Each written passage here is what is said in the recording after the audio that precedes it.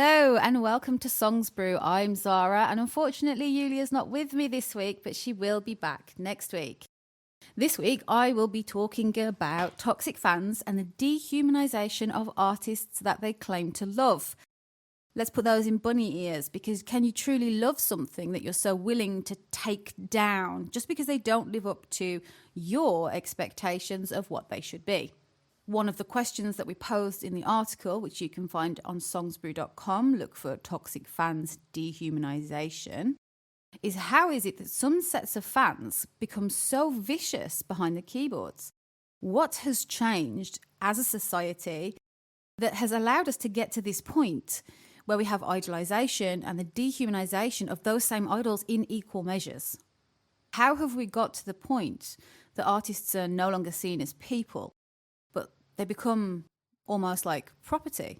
And fans, we have a huge and unprecedented access, and we no longer see online attacks on them, their partners, their exes, people who they work with as a problem. Instead, we kind of say, oh, since they're in the public eye and they chose this career, it should be something that they put up with. It feels wrong. We are incredibly used to hearing about toxic people now. And when you have a toxic person in your life, you cut them out. You don't speak to them anymore because you know that they damage your mental health or your actual health. But imagine if all of those toxic people were in a big group. And I mean thousands or millions strong. And just like other types of bullies, because that's what they are, they egg each other on, they fire each other up. And now it gets scary. The forums and social media comments become packed with things that are not true, rumors that have started online. The media then picks up on them, and without fact checking, they'll publish it. Those same fans consume that same media, and it kind of makes them feel like, yes, what I've said is correct. And I think the worst part of it is that actually these superstars, these singers that we enjoy, we put our own standards on them. We decide who we think that they are based on what we see on their social media and how they're sold to us from the record companies. And when they don't perform, and I don't mean on stage, I mean as people, as we think they should, we turn around and say, no, that's not right. You're doing this wrong. And as groups of fans, or can you still call them fans, they attack the artist. And we're not talking about artists that have actually done something wrong. And there has been plenty of them. Lead singer from Lost Prophets, currently Diddy is on trial. There's multiple different artists that have deserved to have these kinds of things happen. Fans are outraged, and when they've been fans for multiple years, it hurts them personally on a personal level. We've spoken about it before. Music is very personal, and the artists that we love become part of that. But we're more talking about artists that don't necessarily do anything wrong, but what they do doesn't align with what we think they should be doing. The characteristics for a toxic fandom are pretty defined now. They tend to bully and harass creators, significant others, exes, and anyone who speaks out against their favourite artist. They gatekeep against new fans or fans with a different opinion than theirs. And toxic fan groups have been known to dox, which means publish people's information online. This comes from a deep sense of entitlement to time and private information from artists, and also a deeply unhealthy obsession. And sure, they're not the only characteristics. The dehumanization of the artist is also a factor. Musicians no longer become musicians. They're something different. They change. They turn into a piece of property and something that we own. But there are two sides to this. Firstly, the musicians that they love owe them music. They owe these toxic fans music. If the music isn't coming fast enough, where is it? And sometimes it can go from a where is the music to, you should be putting more stuff out for your fans. Your fans are expecting something from you, which seems strange. They also expect incredible insight into their lives through photos, videos, and if possible, little to no privacy. And I personally can't think that would be enjoyable for me. So it's strange that we see these people as not people and put those expectations on them. And the second side to that is we've seen in some fandoms serious accusations, rumours, death threats, and tireless online attacks. To outline what I mean a little bit, Selena Gomez, Hailey, and Justin is a great example. Selena and Justin haven't been together for years. Hailey and Justin have a baby and all this kind of stuff. And fans from both sides, that's actually millions of comments, are fired off in all directions on all profiles. To the point where Selena Gomez actually begged her fans to stop and said it's something that she would never, ever approve of, never stand for. And yet her fans, if we can call them that, went ahead and did it. But the interesting thing is, all of these fans who idolized Selena actually didn't stop. They kept sending death threats. But like, how serious is the problem, right? Not all fans are toxic, and that's the one thing that we have to remember. But the toxic fans do seem to be so much louder. And maybe you're a little bit like me in this. I will really enjoy a musician. I'll buy the merchandise. I'll go to a gig. I don't tend to stalk their social media because I simply don't care enough. I just look forward to the next release. And I think that's more of a healthy enjoyment of what the musician is doing. And maybe that's how we're supposed to enjoy it. And maybe that's how they're supposed to be able to interact. They put out music that they love whenever they want to, and we just consume it in the best way for us.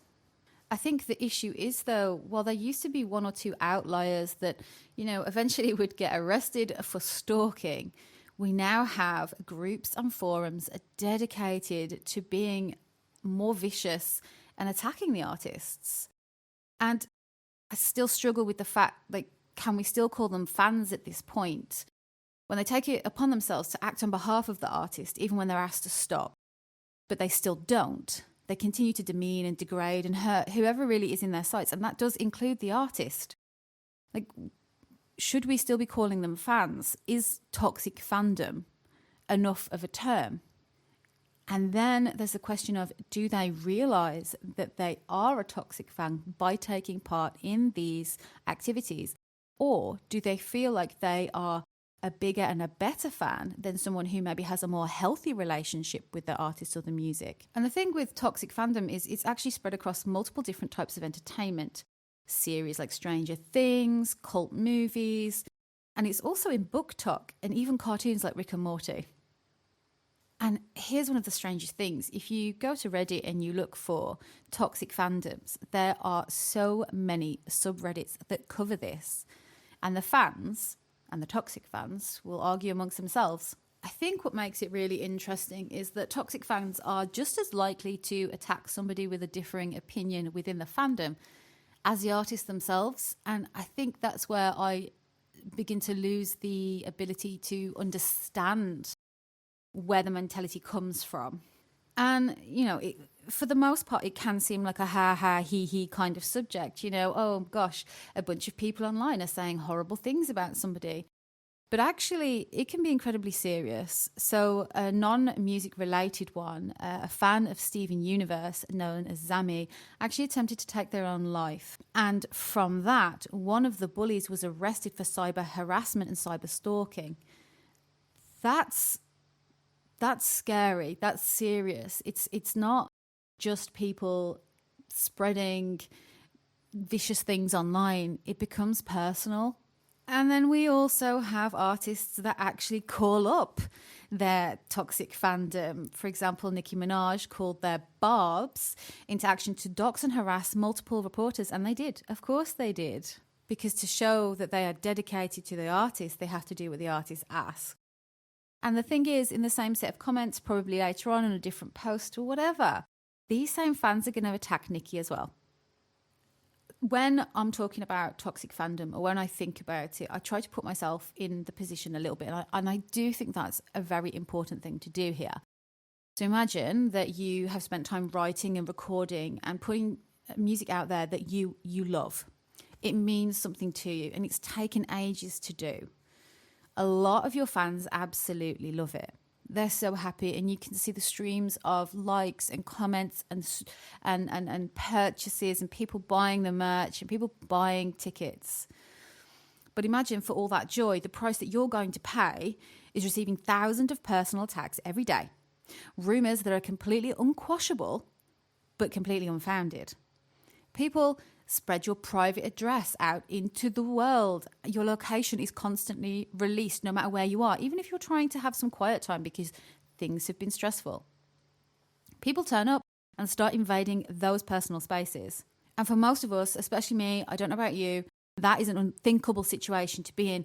I would not know how to react if I had put something out into the world that I was so proud of, and I knew that majority of people who were a fan of whatever I'd put out were proud and excited as well. And then this small sect of the fans would attack me. And the thing is, we're mostly talking about keyboard warriors, right?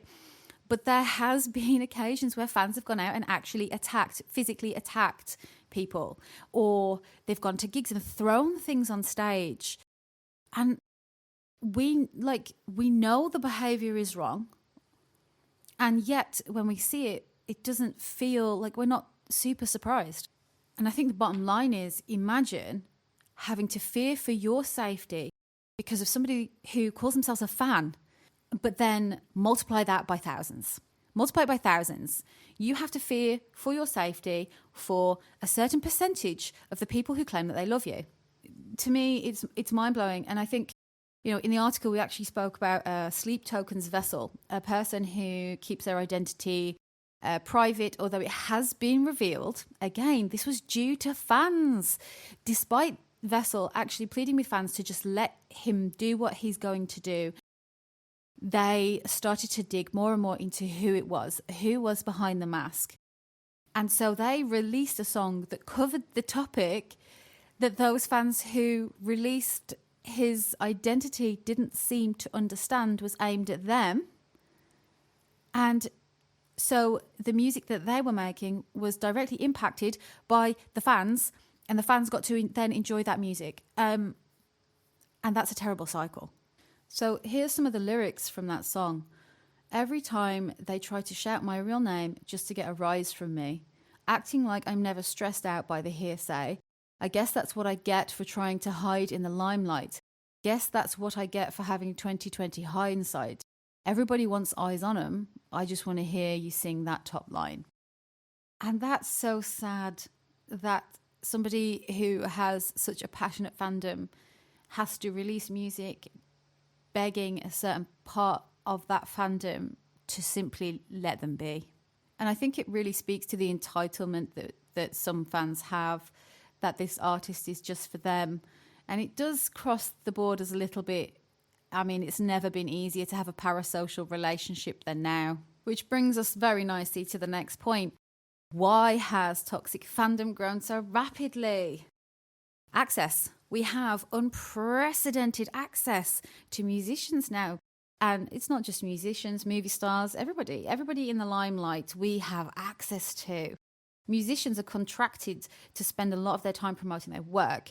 And we have so many different platforms that we can go and consume them on. We can go and look at their photos on Instagram, but we don't have to look at their photos. We can look at the photos from fans of fans of fans who've seen them in the public eye and posted them. And posted a picture of this person trying to get a latte in the morning. We can go and enjoy that. We can look at YouTube shorts that the musician has put out. And then what we can go and do is we can go and find those YouTube shorts or TikTok videos or lives of the fans that have gone out there and chased them and followed them, provoking a reaction in some cases from the artist. I mean, naming no names, there's been a few artists that have given a journalist a punch from now and from time to time. And you have to ask yourself, would you have done something different in that situation? If you felt so threatened 90% of your outside time, what would your reaction be? I'm not saying whether it's right or wrong, I'm asking. If somebody was in your personal private space while you've gone outside and you're with a partner or a pregnant person or, your children, even your pet, or simply you've just gone outside and people have cameras in your face and you've got fans everywhere, how would you react? Because I personally don't know. The instantness of all of this is directly into your hand, right?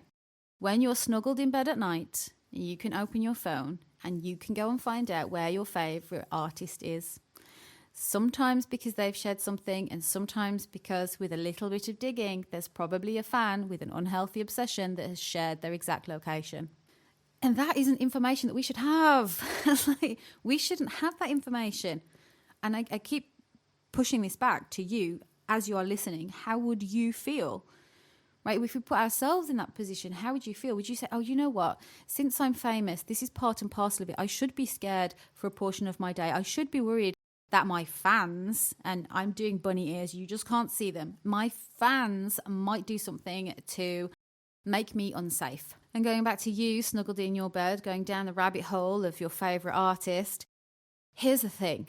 We only see those certain snippets, and we can fill in the gaps with whatever we want because they will never be proved one way or the other. We are creating people that do not exist. They don't exist. We are taking their public profiles and what we think they are like, and we're putting it together. And this is how those very, very scary parasocial relationships are made. And while we're here, why don't we go and times that by millions? Because even the good fans, the ones that are not chasing the artists around the world, even those have some sort of image built up. That's how you become a fan, because you have a sort of relationship with the artist. You relate to them. You find things about them that you can see in yourself.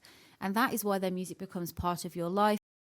It used to be that we would go to the shop and buy a magazine and read an interview for our favourite artists. But now you can type in any artist into Google and you will get photos, videos, opinions.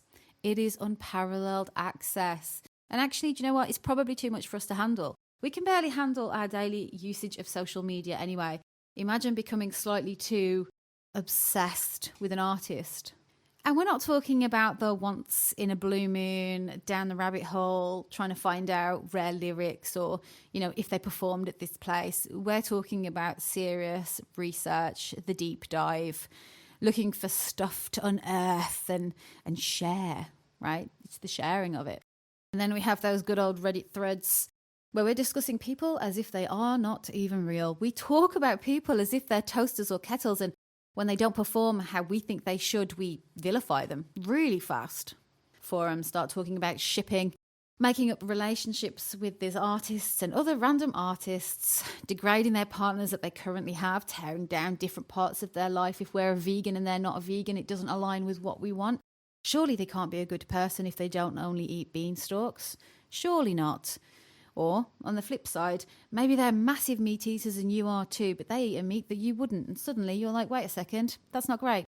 What we build in these little sections of the internet is very, very warped versions of reality.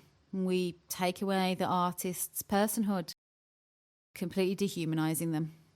But I guess the real question is, what are we actually supposed to do with all of this? Because the fans who just enjoy the music are never going to be as vocal as the fans who are doing something wrong, because that's just how it works, right?